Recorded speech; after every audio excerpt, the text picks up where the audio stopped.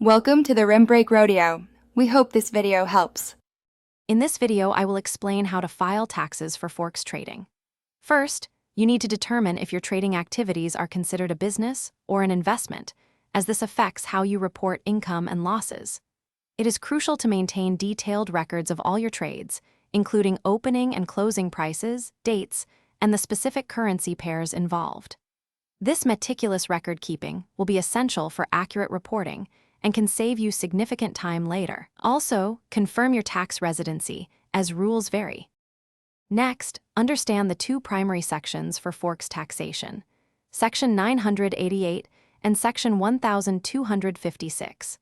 Section 988 generally treats gains and losses from spot Forex contracts as ordinary income or loss. Conversely, Section 1256 applies to regulated futures contracts, taxing 60% of gains at long-term capital gains rates and 40% at short-term rates. Most retail traders will fall under Section 988, but it is vital to confirm your specific situation. Now, let's calculate your profit and loss. You will need to sum up all your gains and losses from every trade within the tax year. Subtract your total losses from your total gains to arrive at your net profit or loss. Remember to include any commissions, fees, or other trading expenses, as these can be deducted. Ensure all foreign currency transactions are accurately converted to your local currency using the correct exchange rates for each trade date. This step is critical for precise reporting.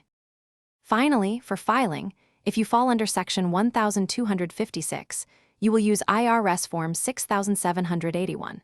For other situations, capital gains and losses are typically reported on Schedule D. It is imperative to keep all your trading statements, confirmations, and bank records for a minimum of 3 years, or even longer in case of an audit. For complex situations or significant trading volumes, seeking advice from a tax professional specializing in Forex is highly recommended to ensure compliance. Thanks for watching.